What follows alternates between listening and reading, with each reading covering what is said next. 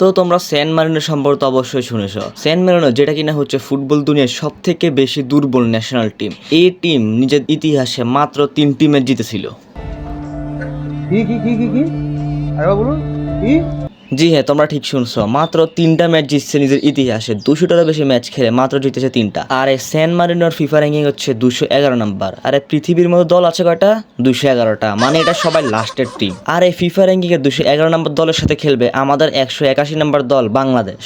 তো তোমরা যদি বাংলাদেশ ফুটবল নিয়ে একটু ঘাটাঘাটি করো, তাহলে তোমরা অবশ্যই এদিন জেনে গেছো যে বাংলাদেশ একটা ইউরোপিয়ান কান্ট্রির বিপক্ষে ম্যাচ খেলতে যাচ্ছে। আর এটা কোনো গুজব না, এটা একদম সত্যি একটা কথা। তো স্যান মারিনোর বিপক্ষে বাংলাদেশের ম্যাচটি কোন দিন, কখন এবং কোথায় হবে তা বলবো আজ। সাথে স্যান মারিনো সম্পর্কে কিছু তথ্য এবং তাদের বিপক্ষে বাংলাদেশের বেস্ট 11, মানে আমার মতে বেস্ট 11 কোনটা হবে তা বলবো আজ। তো চলো বেশি দেরি না করে শুরু করে আজকের এই ভিডিওটি।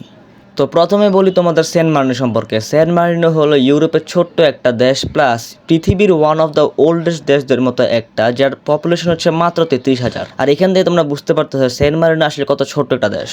তো চলো এখন আমি তোমাদেরকে দেশের ফুটবল নিয়ে কিছু বলি। আর আমি শিওর এটা শুনে তোমরা অবশ্যই হাসবা, প্লাস একটু অবাকও হবা। এই টিমের যে ক্যাপ্টেন তিনি হলেন একজন গ্রাফিক ডিজাইনার, অর্থাৎ তিনি প্রফেশনাল কোনো ফুটবলার না। যিনি কোচ তিনি হচ্ছেন একজন রাজমিস্ত্রি, অর্থাৎ তিনি ফার্নিচার তৈরি করে। এখন তোমরা বুঝতে পারতেছো যে টিমের ক্যাপ্টেন ও কোচই প্রফেশনাল ফুটবলার না, তাদের বাকি টিমের কি অবস্থা। এই টিমে শুধুমাত্র একজন প্রফেশনাল ফুটবলার আছে এবং তার নাম হচ্ছে নিকোলা নানি, এবং সেও খেলে ইতালির 3rd টায়ার লিগ, এবং এটা সেই সেম লিগ যে লিগে আমাদের স্টার বয় ফাহামুদুল ইসলাম খেলে। এই তো গেল টিমের কথা। এবার শোনো এদের ইতিহাস। স্যান মারিনোর কাছে একটা রেকর্ড আছে যে তারা ইংল্যান্ডের বিপক্ষে একটা ম্যাচের মধ্যে 8 সেকেন্ডে গোল দিছে।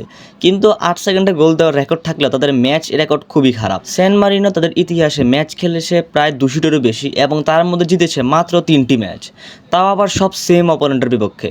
তারা নিজের ইতিহাসের প্রথম ম্যাচ জিতে 2004 সালে, এবং দ্বিতীয় ও তৃতীয় দোনোটা ম্যাচে জিতে একই বছর 2024 সালে, এবং তাও শুধু আবার একই টিমের বিপক্ষে। তো চলো এবার কথা বলি আমাদের বাংলাদেশকে নিয়ে। তো যেখানে স্যান মারিনো 200টারও বেশি ম্যাচ খেলে জিতছে মাত্র 3টি, সেখানে বাংলাদেশ 324টি ম্যাচ খেলে জিতছে 86টি, অর্থাৎ স্যান মারিনো থেকে 83টি বেশি। বাংলাদেশ তাদের লাস্ট 5টা গেমে জিতছে একটা, ড্র করছে 2টা, আর হারছে মাত্র 2টা। আর পজিটিভ সাইড হলো এই 5টি ম্যাচে নেপাল বাদে বাকি 4টা দলই বাংলাদেশ থেকে বেশি পাওয়ারফুল ছিল। অর্থাৎ এত বাজে ম্যানেজমেন্ট থাকার পরও হামজা সমিতিরা ভালো পারফরমেন্স করছে, এবং নতুন কোচ আসার পর আমি আশা করতেছি যে আমরা আগামী ম্যাচটা অর্থাৎ স্যান মারিনোর বিপক্ষে ম্যাচটা জিতবো ইনশাল্লাহ। তো চলো এবার বলি আমার মতে কোন বেস্ট 11কে স্যান মারিনোর বিপক্ষে ম্যাচে নামানো উচিত। তো গোলকিপার হিসাবে আমি রাখবো আনিসুর রহমান জিকুকে, বেটার দেন মিতুল মানমা। প্রত্যেকটা বাংলাদেশি ফুটবল ভক্তই চায় যে জিকুকে যাতে আবার দেশে ফিরিয়ে আনা হোক। তো লেফট ব্যাক হিসেবে আমি নিব জায়ান আহমেদকে, এবং 2 সেন্টার ব্যাক হিসেবে আমি নিব তপু বর্মন ও তারেক কাজীকে। আর ডিফেন্স কমপ্লিট করার জন্য রাইট ব্যাক হিসেবে আমি আমাদের সবার প্রিয় হামজা চৌধুরীকে নিব। এখন ভাই তোমরা বলতে পারো যে হামজা চৌধুরী তো মিডফিল্ডে খেলে, তো ভাই না, হামজা চৌধুরীর অরিজিনাল পজিশন হচ্ছে রাইট ব্যাক, এবং আমি মনে করি যে তাকে আমরা তার অরিজিনাল পজিশনে খেলতে দিই, তাহলে হয়তো সে আরো ভালো আরো ফ্রি ভাবে খেলতে পারবে। তো ডিফেন্স শেষ করে চলো এখন যাই আমাদের সবচেয়ে স্ট্রং পয়েন্ট মিডফিল্ডে। তো মিডফিল্ডে আমি প্রথমে নিব শামিদ সোম, এবং দ্বিতীয় নিব আমাদের ক্যাপ্টেন জামাল ভুঁইয়াকে। অ্যাটাকিং মিডফিল্ডার হিসেবে আমি নিব কিউবা মিচেলকে। এখন কিউবাকে নেওয়ার পিছনে কারণ হচ্ছে সে সোহেল রানা থেকে তো ভালোই খেলে, আর কিউবা সান্ডারল্যান্ড একাডেমির নাম্বার 10 আছিল, আর 10 নাম্বার জার্সি ভাই কেউ এমনি পায় না, তার জন্য যোগ্যতা লাগে, এবং সেই যোগ্যতা আমাদের কিউবা মিচেলের মধ্যে অবশ্যই আছে। তো মিডফিল্ড শেষ করে এবার চলো অ্যাটাকে যাওয়া যাক, এবং অ্যাটাকে আমি লেফট উইংয়ে রাখবো আমাদের সবার প্রিয় ফাহামিদুল ইসলামকে, এবং রাইট উইংয়ে নিব আমি রাকিব হোসেনকে, কারণ আমাদের কাছে অন্য কোনো চয়েস নাই। এবং শ্যাডো স্ট্রাইকার হিসেবে আমি মোরসালিনকে নিব, কারণ মোরসালিন হচ্ছে এমন এক প্লেয়ার যে কিনা বাংলাদেশের হয়ে নিয়মিত গোল করতেছে। রিসেন্ট ম্যাচের মধ্যে মোরসালিনের পারফরমেন্স খারাপ থাকলে তোমরা ভুলে যাও না যে ইন্ডিয়ার বিপক্ষে সেই ঐতিহাসিক জয়ের পিছনে কিন্তু মোরসালিনের গোল ছিল। সেখানে আছেন রাকিব, অন্য পাশে মোরসালিন ঢাকায় দৌড়ে যাচ্ছেন, রাকিব দৌড়াচ্ছেন, পাঁচটা কি পাওয়া যাবে? শেখ মোরসালিনের গোলে বাংলাদেশ লিডে, ইন্ডিয়ার এগেইনস্টে স্বপ্নের শুরু।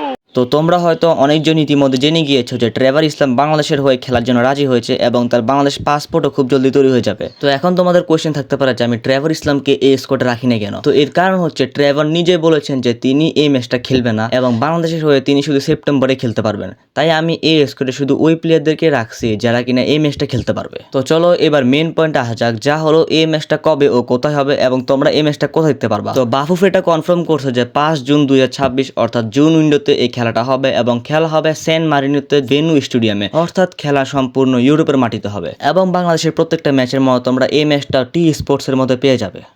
তো চলো আজকের ভিডিওতে এতটুকুই। আমি এই ভিডিওর মধ্যে অনেক ইনফরমেশন বাদ দিয়েছি, তার জন্য দুঃখিত। তো দেখা হবে তোমার সাথে একটা নতুন ভিডিওতে, ততক্ষণ জন্য আল্লাহ হাফেজ। and tease. First tiptoed onto this storied stage. Tastes good like soul food. Parked up outside in the old school. The new me back with the OU.